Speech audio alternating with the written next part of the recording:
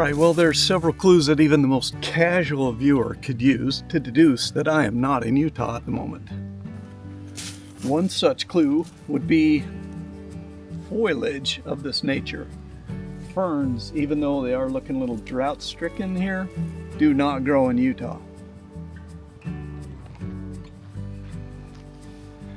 It may also be obvious that I'm not sweating right now. When I got out of the car, the temperature said it was 64 degrees.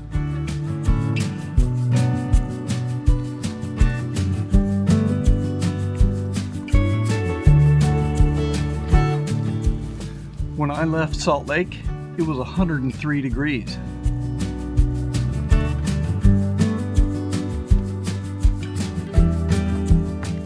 So yeah, I made it back up here to the Pacific Northwest. I am not on the boat today. I'm out stretching my legs a little bit, having a little bit of a hike. But the boat is in reasonably good condition in terms of being ready to go. I do have to pull the anchor chain out and get it marked. Got to get it actually hooked to the boat because right now it's just sitting in the anchor locker. So if we happen to run out all of our chain, it would just leave us. And I've got some extension cables for transducer that I hooked on the back to hook up. And I don't think I've got too much other than that, so we're going to see if we can't make it out and go do some exploring. So right now though, I'm just going to have me a little hike.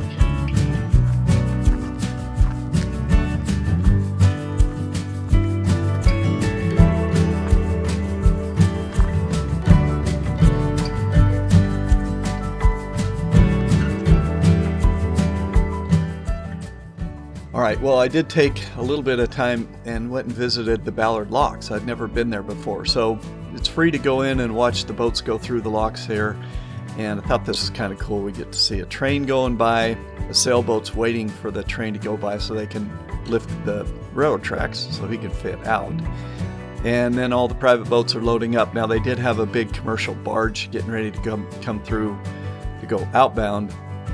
So that's why they were running these guys through in the big side of the locks. There's a smaller side behind us here that normally these would have gone through, but they had that big barge to go through, so they ran them through on the big side. And this place is pretty amazing. You can just wander around and watch this happen all day if you want.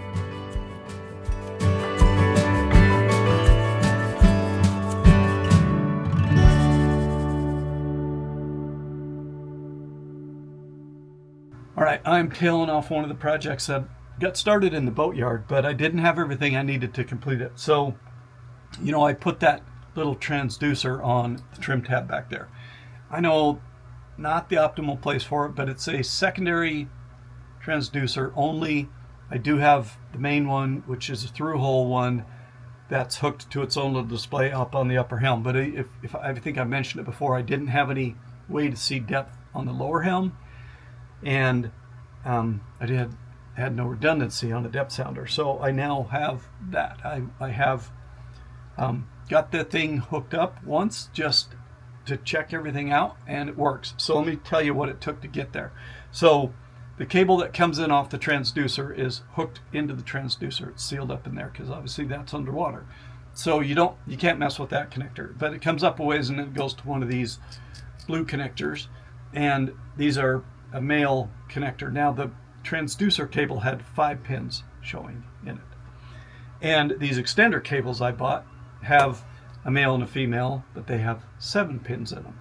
However, 5 goes into 7 just fine. Not math-wise, but connector-wise. The 5-pin cable will plug into the 7-pin adapter here. So I thought it was all good, but I was like, well, let's try this thing once and see what happens. And when I got to the back of the chart plotter, again, I have that little Simrad 9-inch chart plotter down on the lower helm. That's where I'm going to plug this in. That's a 9-pin connector, and 7 won't go into 9. So I reached out to Simrad's technical support and I said, hey, this is the transducer I have, which was one of the listed supported transducers. This is the chart plotter I have. These are the cables I have. What am I missing here? And they did get back to me, surprisingly enough. I wasn't really sure how successful that would be, reaching out to a company that big. But one of their folks got back to me and said, oh yeah, it'll work. You're just lacking a 9 to 7 pin adapter cable, and they gave me the part number for that. I'll try and remember to put it up here somewhere on the screen, maybe put it in the description box, and I'll try to do the same for these adapter cables as well, and I'll give you the part number of the transducer, and then you'll have everything you need. But I got that part number. I checked West Marine, they had one in stock. I just got back from there a little bit ago and picked it up, and I have test wired everything just across the floor, and it works. So I now have, I will have, again, it's unhooked right now while I'm working on it, but I will have my main depth coming into the lower chart plotter. I've already been upstairs and made sure that the upper one can be told it gets its depth from the one on the lower one. So they're all networked together. They talk to each other. It works really nice. So I'll have that depth upstairs and downstairs. So that's cool. Now, in the process of doing this, I've done some incredible boat yoga. I did have, it was pretty easy back in the stateroom. I can pull the bottom drawers out of the cabinets back there, and there's kind of a path for the cables to run along the floor down there. That part was easy. When I get to the head, and there's a spot, there's a raised portion under the toilet, and so you come through there, and then you come out where that plumbing goes in, and you come up under the sink, and then you hit basically this wall right here, okay? This wall over there, though. And when I got to that wall, there was no openings suitable to get this size connector through there. You know, it's 3/4 of an inch in diameter or something, like it's a pretty big connector. So I need a pretty big hole. It's not that big of a cable, but it's a big connector, and it's all factory sealed up and stuff. So you gotta have a big hole. So I had to get into a space that this is the door that I took off here. So just for comparison, I had to get my noggin, my shoulder, this whole arm, and a drill through an opening the size of this door, and kind of get my arm down in that space with that drill and drill me one last hole to get this through here. So I'm getting too old for this kind of boat yoga. It's one thing getting in there and, you know, getting the work done, and you're kind of trying not to knock the light down in the engine room, and it's a whole thing, but I got it done, and now I've just got like one more 5 or 6 foot run before I hit the opening under there's a little step to go out on the side door over there, and there's an opening there. So then I'll be right at the helm station. I'll be able to bring her up, hook it up. I will wind up with more cable than I need, but that's better to have more than not enough, right? So it's going okay. I'll just show you the space that I was in, just so you can feel the proper amount of sympathy for me, I guess. So hang on. Okay, so that spot right there was where I just was. You can kind of see a little daylight there. That spot is open to the outside of the boat. There's a box that screws into that opening to make it a little cupboard, and then the cabinet door goes on and closes that all up nice. But that's where I just was, and the one under the bathroom was just about as bad. In fact, if I go look at that door, it's maybe a little smaller than this. Plus, going in the bathroom, I was really just fishing my cable through at that point, but it was like there's a false floor that the plumbing goes, you know, keeps all your stuff from sitting on the plumbing. And then there's a sink over your head. So, you know, you get in there, again, one arm and my head in there, so I can reach far enough to get that thing through the hole. But it's through now. This is my end that's going forward, and I'll have the depth sounder before long here. All right, so here we go. We now have depth showing on our chart plotters. So in case you didn't believe me, it works.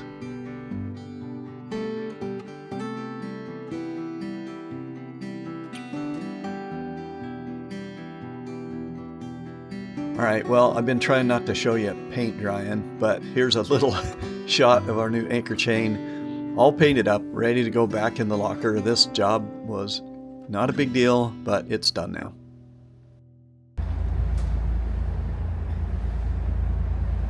All right, as usual, the sun's behind me. I'm not sure you're going to be able to see me all that well, but we are underway. I just stopped and got fuel. So that was nice. $7.29 a gallon for diesel. Whew. So, as noted before, there wasn't all that much stuff to do with the boat. So I'm out, headed north. I'm going to try to get up in the San Juans. Well, I'm going to get up in the San Juans, and hopefully kind of shooting for Deception Bay this time, or sorry, Garrison Bay, the one on San Juan Island where the British used to encamp. So we're off to a good start. It's quite calm out here right now. Hopefully it stays this way for the foreseeable. So I'll let you know how we go, but we are underway and just headed north. I'm down for the day again in Hunter Bay. I've anchored here before. It's a good spot. It's on Lopez Island, and I was actually looking at a piece of property that was right over here on the side of the hill, I think. At one point, it sold, and I wasn't all that seriously looking at it, but I was just kind of poking around, seeing if a person could afford to buy someplace on here. Most of these places around here, everywhere up here, is at least $1 million, and usually it's $1.5 million or $2 million. So, anyway, I do like this anchorage. It's easy to anchor in. It's big. There's probably 10 or 15 boats in here, and I don't feel like anybody's too close. Everybody's got plenty of room to swing, and it's sheltered on really 3 sides here. So if I get wind directly out of the north, I might be a little unsheltered, but even to the north, there's some hills over there at the end of the kind of the where this comes in. So it's a good anchorage, I think. Listen to me and all my wisdom about anchorages. I like it. Works good. So on the way up yesterday, I filmed a humpback, just one humpback by itself, just for a minute. And then today, when I left, I tied up for the night in Port Hagland, anchored out there, which is kind of a little bit south of Port Townsend. And I came out around Port Townsend, and as I was coming out into the main Admiralty Inlet there was a couple of boats that, when I looked at them on AIS, they said they were tour vessels or passenger vessels or something. And I was like, I wonder what they're doing. They might be whale watching. So I went over and tagged along with them, and sure enough, they were following a pod of orcas. So I got a little footage of those. Now you have to stay way back from all the whales, so it's not like you're getting right up personal with them, but I had the long lens on the camera, so I think I got some decent footage of them, but that was cool.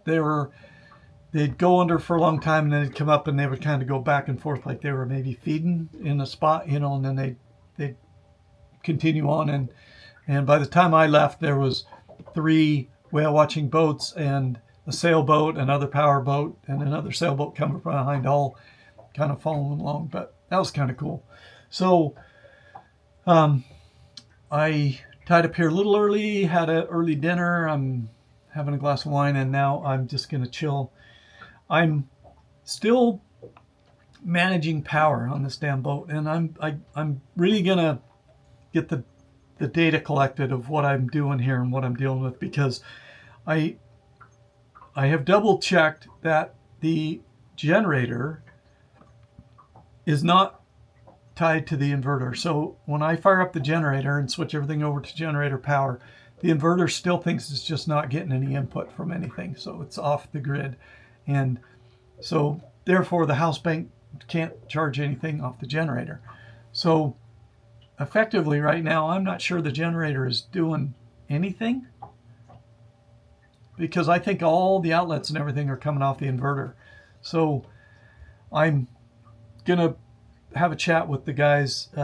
There's been an electrical company in the marina a lot that I've seen around there. I may check with them, just because I might want somebody who's dedicated to just electrical work to work on this thing. But I also may need bigger alternators because it seems like I should be able to charge the house bank fully up in a normal day of running, and I just don't.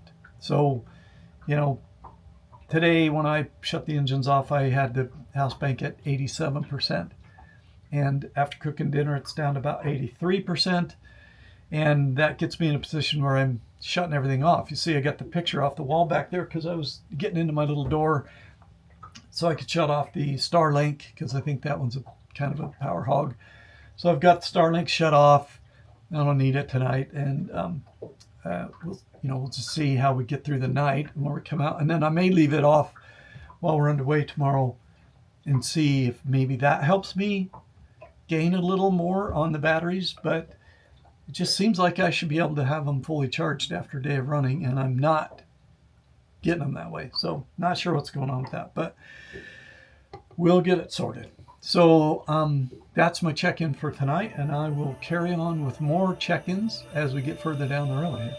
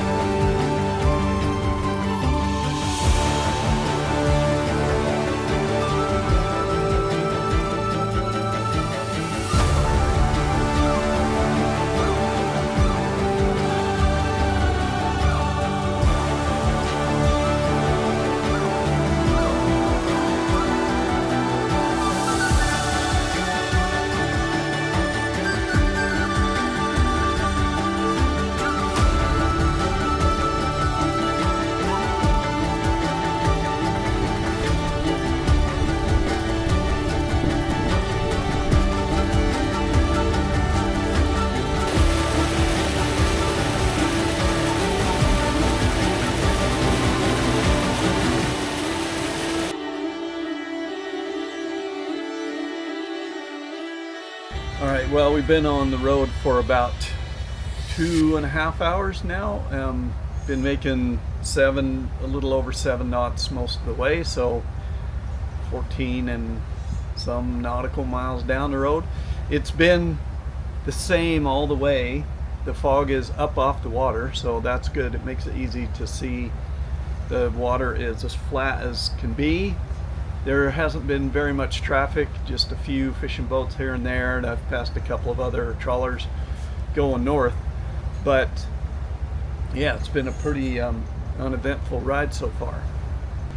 I did just hear on the radio that the Coast Guard is saying that there's a guy in the water, 60 some odd year old dude in jeans, and I'm like, wait, I'm 60 some odd years old and I'm wearing jeans right now because it's kind of chilly. But he's up by Orca Island, so he's got a life jacket, it says, and he's on kind of an overturned rowboat. So I'll be interested to hear if we hear much more about that. Hopefully, I mean, Orca Island is right on that main channel between Anchorage and San Juan, Friday Harbor, that kind of thing. So there's a ton of traffic up there. So my expectation is somebody will grab them pretty quick, but hopefully that all turns out okay, and if I hear any more, I'll let you know. All right, it's getting just bright enough that I need my sunglasses, but it does look like the fog's going to close down a little bit right here in front of me. So I checked in with you just a minute ago, but I did want to let you know, just so I remember to update that the Coast Guard did just announce that that guy has been assisted up there by Orca Island, so that's all sounds like he's been taken care of, so that's good news. So hopefully this fog doesn't get too much worse, but because we're starting to get down where we'll be at the end of Whidbey Island here before long, and then I'll have the ferry from Whidbey to Mokateo. I'm sure I'm not saying that right. And then a little while longer down there, I'll get to the Edmonds to Kingston ferry.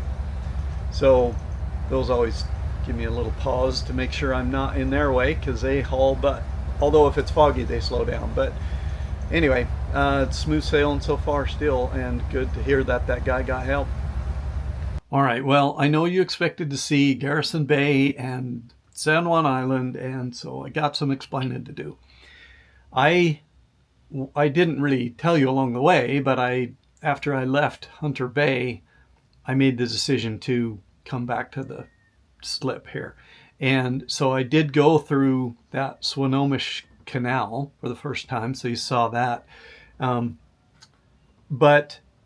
actually, just as an aside, remember when I lost all my power, I talked about not wanting to go through that canal without the depth finder and the chart plotter?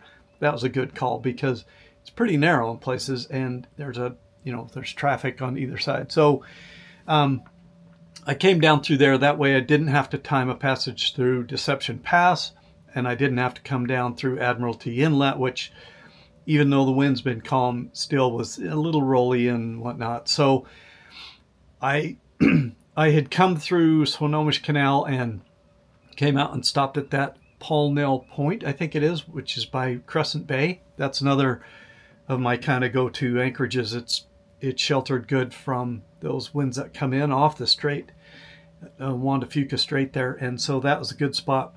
Woke up this morning and fog.